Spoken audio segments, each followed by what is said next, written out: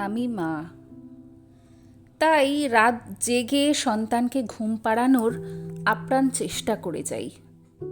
আমার চোখের তলায় কালি পড়ে, আমি খিটখিটে হয়ে যাই, সারা শরীরের সাথে সাথে মনটাও ছিঁড়ে যেতে থাকে।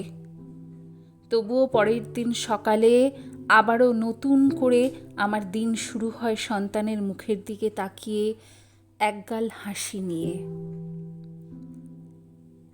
আমি মা, তাই আমার চেহারায় আগের মতো সেই উজ্জ্বলতা নেই। দিনে একবারও চুলে চিরুনি পড়ে কিনা সন্দেহ। সিজারের পর পেটের অবস্থা একেবারে ছিন্ন বিচ্ছিন্ন খাসির থলথলে চর্বির মতো। নেই আগের মতো পোশাক বাছাইয়ের নেশা। আগে যেমন ছিল, ফিটিংস না হলে চলবে না, চাকচিক্য না হলে চলবে না, এখন একদমই তেমনটা নেই।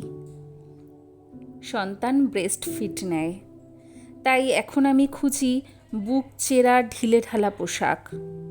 এখন আমি খুঁজি সাদা মাটা পোশাক, যা পরলে আমার সন্তানের গায়ে আঁচড় লাগবে না। আমি মা, তাই এখন রাস্তায় বেরোলে আমার হাতে ছোট্ট হাত ব্যাগ থাকে না, তার পরিবর্তে কাঁধে থাকে বেশ বড়সড় একটা ঝোলা।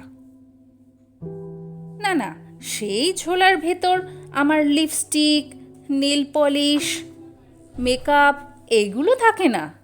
সেখানে থাকে ড্রাইপার, জলের বোতল, 2-4টে ছোট ছোট জামা প্যান্ট, বাড়ির তৈরি সামান্য খাবার, 2-একটা খেলনা ইত্যাদি।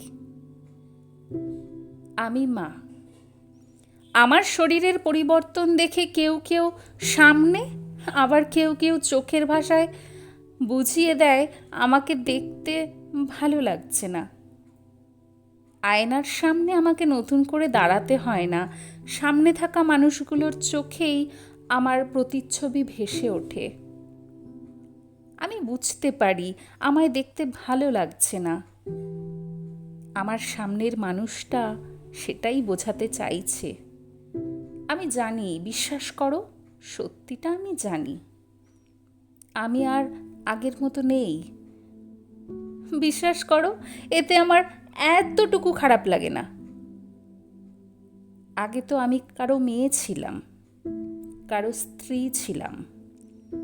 এখন তার ওপর আর একটা বিশেষণ জুটেছে, দায়িত্ব জুটেছে, কর্তব্য জুটেছে। এখন আমি কারো মা। কার চোখে আমি কুৎসিত, কার চোখে আমি বিভৎস বেমানান, আমি এসব এখন আর খুঁজতে যাই না। কারণ আমি জানি সেই দুজন মানুষের চোখে আমি সব থেকে সুন্দরী। চেহারার একটু আধটু পরিবর্তন ঘটলেও সেই দুজন মানুষ হাসি মুখে সারা জীবন আমার পাশে থাকবে। সেই দুজন মানুষ যারা আমাকে দেখে নাক সিটকায় না, আমি তাদের জন্য প্রতিটি দিন নতুন করে বাঁচি, নতুন দিনগুলোকে ভালোবেসে বাঁচি। আর সেই দুজন মানুষ হলো আমি যার মা আর যার সন্তানের মা।